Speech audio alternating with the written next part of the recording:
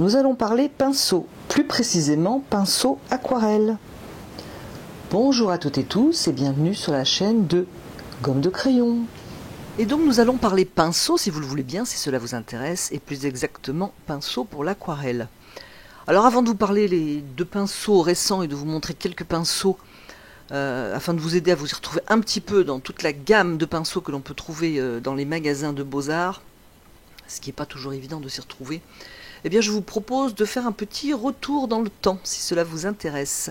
Je trouve que pour comprendre quelque chose de récent, il faut parfois repartir à la racine. Alors la racine pour nous de ces pinceaux, ce sont les anciens, les peintres qui depuis des années nous montrent le bon chemin.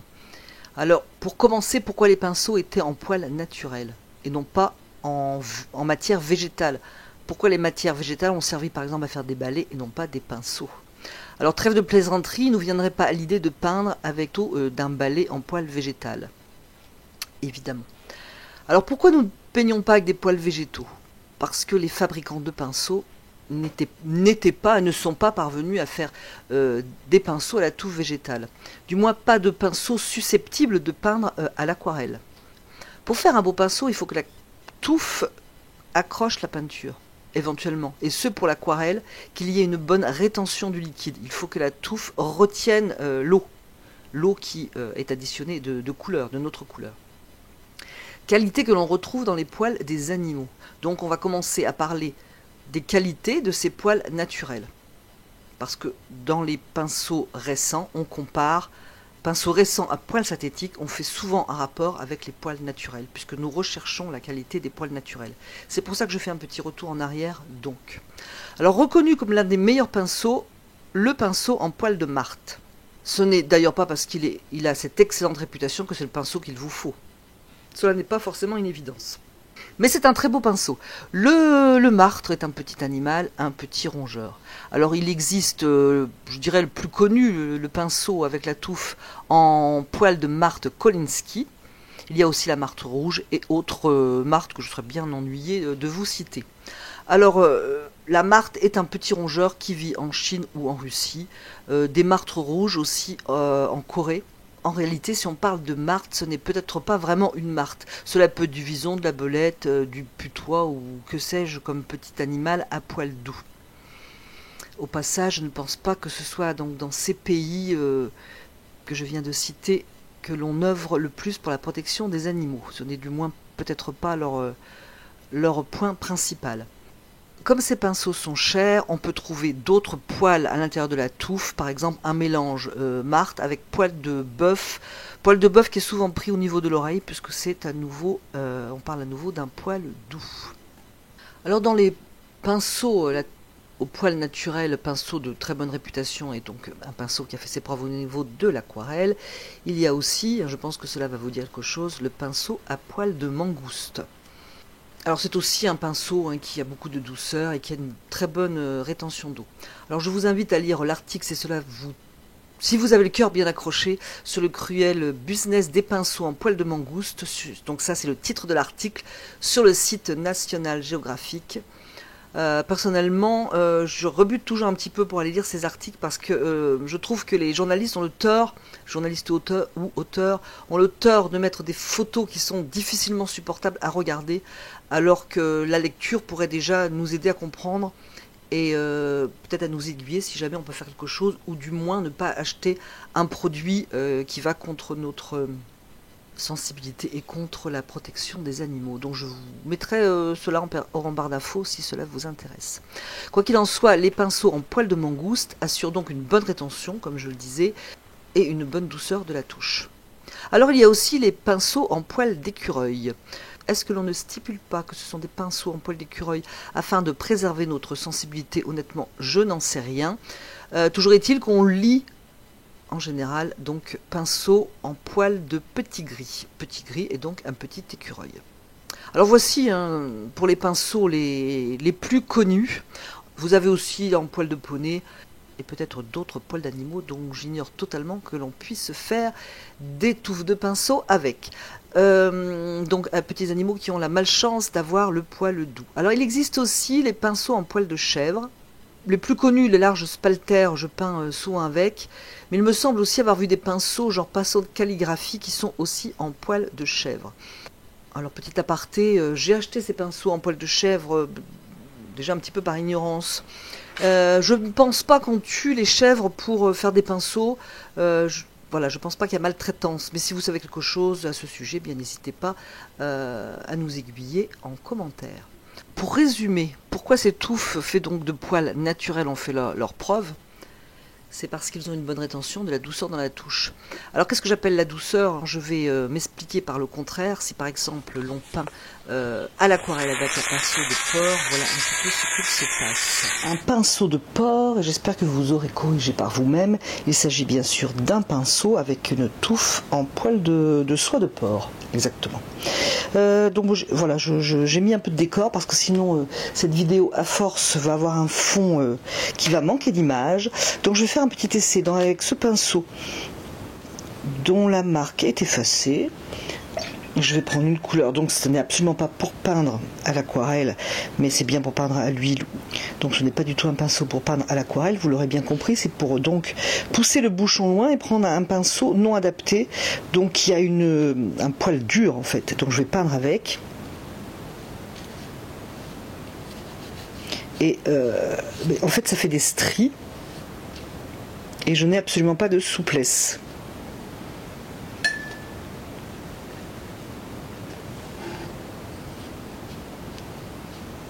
Alors on pourrait même essayer d'ailleurs en posant de l'eau. Essayons. Donc ce pinceau. Alors j'ai pris un fond de couleur.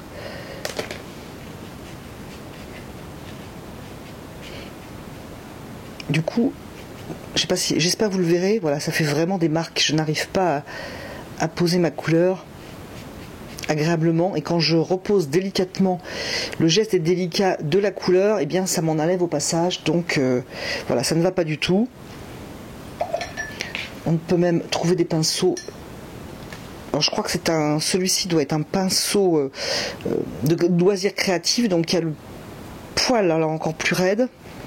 On va donc continuer l'expérience.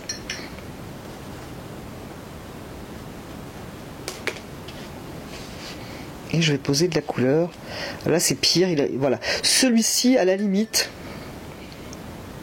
n'est pas du tout adapté, mais vous verrez moins l'image. Alors celui-ci évidemment ça ne va pas du tout. Voilà, donc voilà ce qui ne va pas. Alors une précision importante, c'est que je ne fais la morale à personne lorsque je parle des poils naturels. Je cherchais juste à faire un petit tour d'horizon, qui n'est pas complet bien entendu, et qui vise à vous informer pour mieux choisir vos pinceaux, et aussi à vous guider sur une piste de réflexion en ce qui concerne les poils naturels. Alors non, je ne fais pas la morale, d'autant plus que j'ai aussi quelques pinceaux, vous allez le voir, nous allons regarder ensemble, en poils naturels. Alors celui-ci, marque Jax numéro 20, donc honnêtement je ne me rappelle plus, mais je pense que ça doit être de l'écureuil, je pense. Donc ça serait maintenant, évidemment, je ne l'achèterai pas. Celui-ci est un cadeau, mais j'ai fait par exemple l'erreur avec celui-là, Raphaël Petit Gris. J'avais dans la main plusieurs pinceaux, donc acryliques. J'en ai touché plusieurs, qui étaient tous très très bien, et je ne sais pas pourquoi, mais voilà, j'ai commis l'erreur. J'ai donc ce Raphaël en Petit Gris. Alors, quelles sont les qualités de ces pinceaux, parce que s'ils sont recherchés, c'est bien qu'ils ont une qualité. Je vous l'ai montré tout à l'heure, évidemment, ça pompe, entre guillemets, beaucoup de couleurs. On va faire un petit test. On va faire un petit test sur l'envers d'une aquarelle du bloc XL.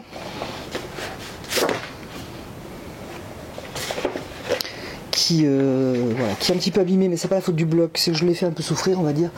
Donc bloc XL aquarelle.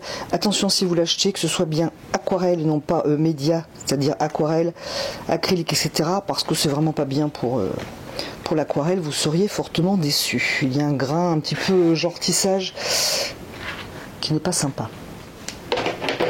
Donc on va prendre ce gros pinceau.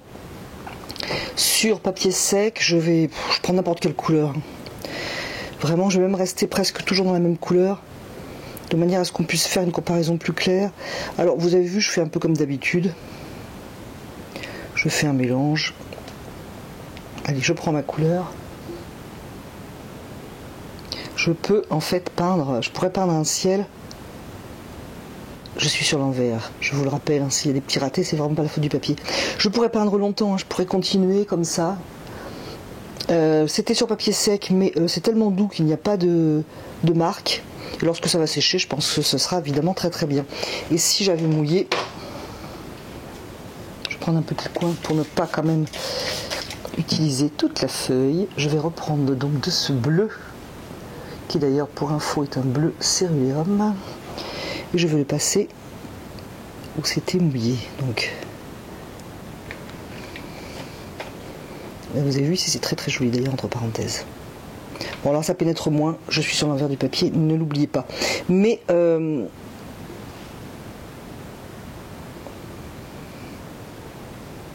voyez, je pourrais peindre la feuille entière rien qu'avec un passage dans ma palette en fait.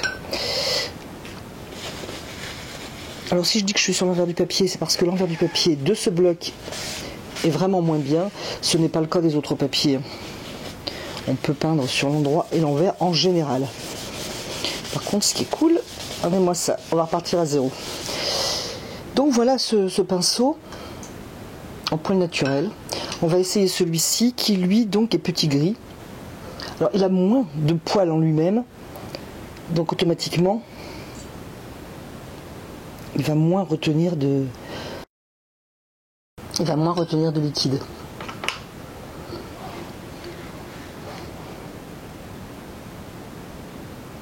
Voilà, cette douceur évidemment permet de poser la couleur. Il n'y a pour ainsi dire pas de marque. Lorsque ça va sécher, ce sera pas parfait. Donc celui-ci c'est la marque Raphaël, c'est un petit gris pur, référence 903, numéro 18. Et celui-ci donc c'est la marque Jax, Art Company, Jax, et un numéro 20. Donc les spalters, alors eux, c'est toujours en poil naturel, hein, ce sont donc, je pense que c'est de la chèvre en fait.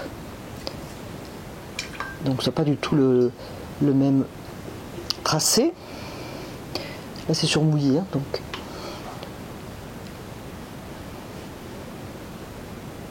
On le voit. Vous ne le verrez peut-être pas à l'image, mais on le voit sur le grain. Ça dépose d'une manière différente en fait la couleur, mais c'est très très joli aussi. Tout à fait différent. Pas la même douceur avec celui-ci. Le poil lorsque l'on touche est quand même plus rugueux. Donc j'ai ces trois modèles. Ces deux-là pour faire un ciel par exemple, c'est vraiment extra, mais bien sûr on ne fait pas que des ciels avec, on peut faire plein de trucs très très intéressants avec ces pinceaux. Et comme je vous le disais, je ne sais pas du tout comment ils traitent leurs animaux pour faire ces pinceaux. Mais bon, je pense pas que, vu que c'est pris dans la laine, je ne pense pas qu'il y ait de soucis. Mais si vous avez des infos, n'hésitez pas. Donc je crois que c'est tout ce que j'ai en poil naturel. Et évidemment, les fabricants, lorsqu'ils veulent mettre en avant leurs produits et vanter leur mérite, comparent la touffe donc, du pinceau avec un poil naturel. Alors, qu'est-ce qui est intéressant dans un poil naturel en fait? Je vais prendre un crayon, parce qu'il ne faudrait pas penser que, donc, voilà le poil, on va dire. Il ne faudrait pas penser que le poil est comme ça. En fait, le poil est un petit peu, je pense, comme les cheveux, c'est-à-dire qu'il a des écailles. Donc le poil naturel retient, si vous voulez, l'aquarelle, donc notre liquide, entre les écailles. C'est pour ça qu'il y a une bonne rétention dans les poils naturels. Donc rétention pour un point et douceur en second point. C'est ce qu'on recherche donc dans un pinceau. C'est pour ça que les fabricants donc mettent en avant, par exemple, je prends la gamme Ultimo. On lit donc sur le site, imitation presque parfaite. Alors je pense que le presque, c'est un petit peu presque pour, c'est le cas de le dire, pour éviter, je pense, les plaintes, etc. Parce que si on voulait faire une comparaison exacte, évidemment, ce n'est pas de l'écureuil et ce n'est pas non plus identique à l'écureuil. Donc je reprends ce qu'il marque sur le site, une imitation presque parfaite de l'écureuil a été réalisée avec ce poil artificiel. Grâce à la fibre spéciale de cette série Ultimo, on obtient donc une douceur extraordinaire et une capacité à retenir les liquides, qui est pratiquement la même que celle trouvée dans les poils naturels d'écureuil. Je ferme Je ferme les guillemets. Alors, est-ce que effectivement ça retient beaucoup de liquide? Oui. Et est-ce qu'il y a une grande douceur? Oui, tout à fait. Alors ça, je suis entièrement d'accord. Ce n'est pas mensonger. Ça vraiment, ces pinceaux Ultimo ont vraiment une grande douceur. Donc j'en avais acheté 3. On peut les acheter séparément. J'ai pris les 3, qui était un pack estampillé, on va dire, par Fabio Sambranelli. J'espère ne pas me tromper sur son nom. Et c'est comme ça d'ailleurs que j'ai connu ce peintre. J'avais pas tellement envie d'avoir le nom d'un peintre dessus parce que c'est mes pinceaux. J'ai pas envie d'avoir le nom de quelqu'un d'autre. Mais en fait, bon, j'ai fini par l'oublier. En plus, c'est très joli ce qu'il fait, ce peintre. Et puis bon, c'était très bien vraiment le trio là. Ce sont donc des pinceaux à la pointe dite ronde. Ces trois-là. Et effectivement, ils ont une grande douceur. J'ai dû un petit peu m'habituer donc à cette douceur. Mais j'en suis vraiment très très contente. Je vais prendre le numéro 14 de mon ensemble. Donc il y a un numéro 10, un numéro 14, un numéro 18. Je prends donc celui-ci. Je vais prendre la même couleur bleu céruléum sur papier sec. Et vous allez voir vraiment beaucoup de douceur. Là, je dépose de la pointe. Hein. Même si je tartouillais dedans, ce qu'il ne faut surtout pas faire, hein, puisque c'est pas bon pour les pigments, mais vraiment beaucoup de douceur. Alors, moi j'aime le flou. Si vous aimez le flou, c'est un pinceau qui peut être fait pour vous. On peut par exemple faire des arbres dans le lointain, mettons. Je pourrais aussi vous faire des arbres plus près, hein, mais c'est vrai que dans le lointain, le côté flou fonctionne très bien.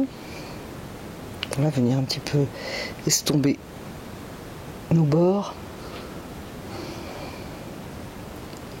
et venir par exemple travailler, etc. Alors une fois qu'on s'y est habitué, franchement ces pinceaux sont vraiment je dirais comme ils sont vantés sur le site d'Escoda. Moi je les aime vraiment vraiment beaucoup pour leur souplesse, leur rétention évidemment, mais aussi leur grande souplesse.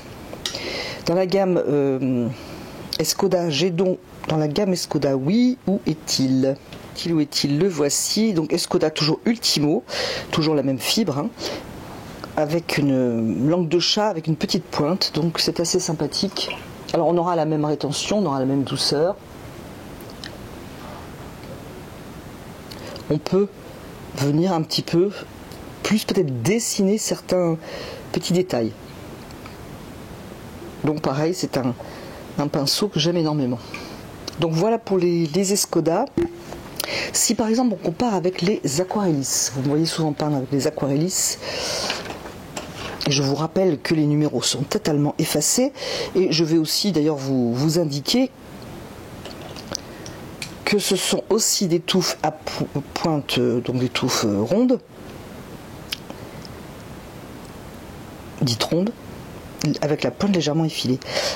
Celui-ci est en fait complètement usé. Alors je l'ai depuis très longtemps, donc je ne reproche absolument rien au pinceau Aquarelli, c'est juste que je l'ai quand même depuis longtemps, donc celui-là je dois bien m'en servir, il est bien usé. Et donc on va quand même regarder, on va prendre celui-là, donc le plus gros de ceux que j'ai. Je vous mettrai l'indication des numéros, hein, à ne pas suivre à la lettre. Juste pour vous dire ce que je pense des numéros. Alors pareil, beaucoup de douceur à la pose.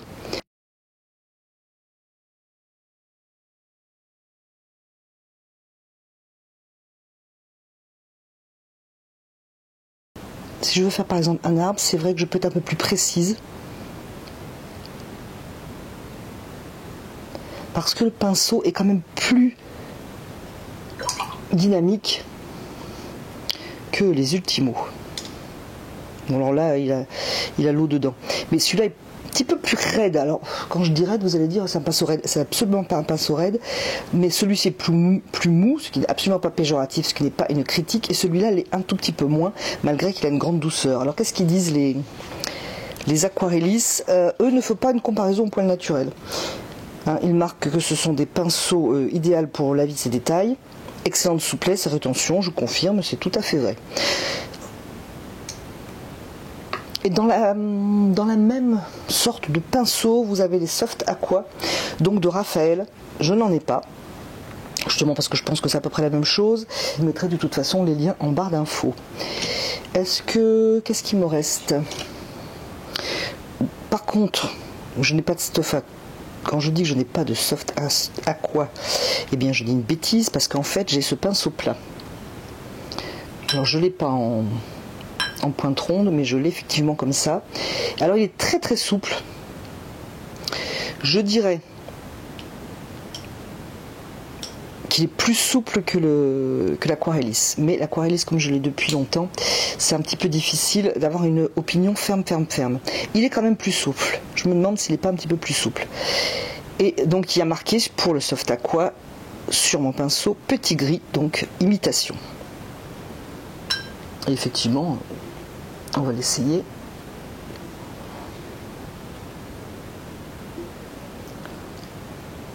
Bonne rétention et beaucoup de douceur. Il serait peut-être plus comparable à l'Ultimo. Peut-être. Est-ce que... Alors si vous n'avez pas de pinceau, si vous deviez acheter un ou deux pinceaux, voilà, franchement, les Aquarellis, vous pouvez y aller tranquille. Ne les prenez pas trop petits, quelle que soit votre marque, prenez pas trop petits. On a tendance, lorsque l'on débute, à penser que ce serait mieux d'avoir des petits pinceaux. Donc je dirais, ne les prenez pas trop petits. Alors Aquarellis, pourquoi pas. Soft Aqua, pourquoi pas. Et Escoda, les trois, je pense que vous ne ferez pas d'erreur. En sachant que les Escoda ont vraiment une douceur particulière. Donc si vous aimez ce qui est flou, très suggéré, voilà, je pense que c'est un pinceau qui est fait pour vous. Vous pouvez aussi faire du flou suggéré, bien entendu, avec les Aquarellis. Je voulais vous montrer donc d'autres pinceaux. Alors j'ai aussi Raphaël, qui lui aussi compare à la Martre. Celui-ci est un pinceau imitation Marthe. Alors il n'y a pas marqué imitation d'ailleurs. Raphaël Précision Marthe imitation sable. Il y a un petit détour là de langage, je dirais. Alors je ne vais pas vous dire comment ils sont parce que je ne m'en suis pas servi, il est tout neuf. Nous allons le tester. Douceur, absolument. Alors c'est vrai que sa forme avec la touffe un petit peu plus longue, je pense, va permettre plus de précision qu'un pinceau plus gros et plus souple. Celui-ci est plus souple, c'est l'Escoda. Et donc ce Raphaël est un petit peu moins souple. Je vais donc le tester sous peu. Ça va me permettre de changer un petit peu ma touche. Parce que lorsque l'on prend un pinceau comme ça et lorsque l'on prend un pinceau comme ça, la touffe est beaucoup plus ronde ici. On a automatiquement une touche différente. Donc je les testerai. Donc voilà le tour sur mes pinceaux. J'espère que ce petit tour d'horizon vous aura paru clair. Je vais quand même trouver une feuille blanche pour vous faire un petit résumé. Donc un gros pinceau la vis poil naturel. Bonne rétention, énormément de souplesse. Pinceau poil de chèvre. Pinceau poil de chèvre. On n'a pas essayé celui-là. On l'a pas essayé, c'est une erreur. Alors, ce genre de pinceau, un petit peu calligraphie, il faut avoir un coup de main. Je dirais presque que c'est pas fait pour tout le monde, mais ça vaut le coup de les essayer et c'est un petit peu un coup de main à prendre. On peut s'amuser notamment à faire un petit peu destroy les poils, voilà, pour faire des branchages, pour faire de la végétation, pardon. C'est très très intéressant et c'est franchement un beau résultat. Voilà, moi je m'en sers beaucoup pour ça. Je connais des peintres qui font de très belles lignes avec, dans leur aquarelle. C'est moins mon style. Voilà. J'aime beaucoup, mais ça sera moins mon style, je vais moins vers ça. Ce n'est pas ma qualité, si vous voulez, première. Donc par contre, pour faire ce genre de végétation, on éparpille un petit peu les poils, c'est vraiment extra. Alors excusez-moi de cet aparté, j'avais oublié celui-là. Donc je reprends, vous avez les poils naturels extrêmement doux pour faire des lavis franchement superbes. Vous avez le poil de chèvre Donc j'ai 3 dimensions, mais ça on l'a vu ensemble. C'est vraiment de très très bons pinceaux, moi je les apprécie énormément, ils sont vraiment très très peu chers. Vous avez, et d'ailleurs à propos de ces pinceaux, j'essaierai de retrouver et de vous mettre un lien vers une aquarelle que je vous avais proposée avec ces pinceaux.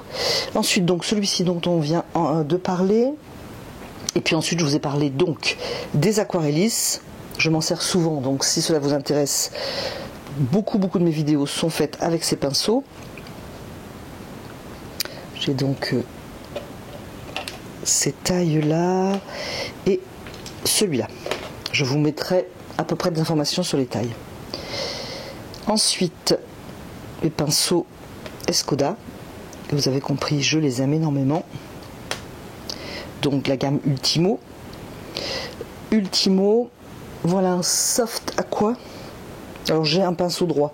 C'est plus difficile pour comparer parce que là c'est un droit et là c'est une pointe ronde. Et toujours dans les Escoda, j'ai celui-ci.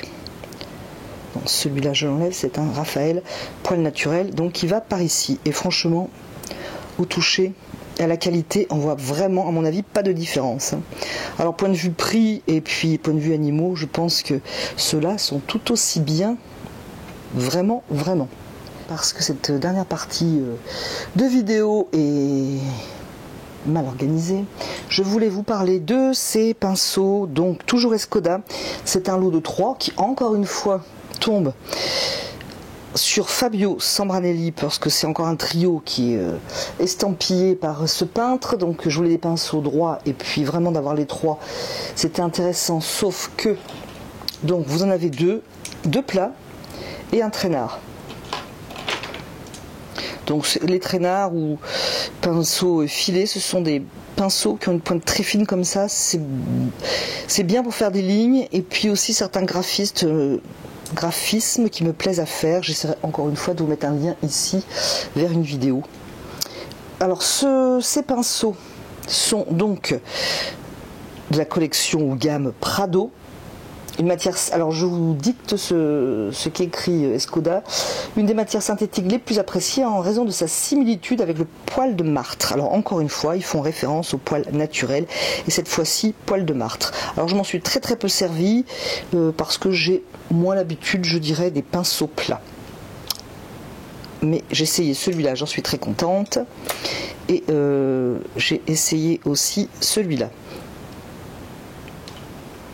Donc on va quand même l'essayer. Hop. Par exemple pour faire des feuilles. Ces pinceaux plats sont assez sympathiques.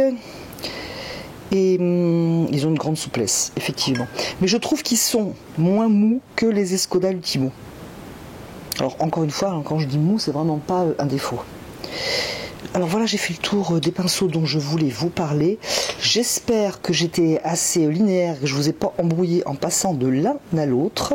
Si vous avez des questions, surtout n'hésitez pas à me les poser en commentaire, j'y répondrai avec plaisir. Je vais essayer de vous mettre en barre d'infos le plus d'informations possible pour que vous puissiez faire un petit tour sur tous ces pinceaux. Et bien entendu, je précise qu'il y en a une infinité d'autres, dans d'autres marques, dans d'autres gammes, etc. Et bien entendu, je ne les connais pas tous, donc je me borne à ce que je connais. Je vous remercie d'avoir regardé, écouté cette vidéo, et je vous dis à bientôt sur la chaîne de Gomme de Crayon.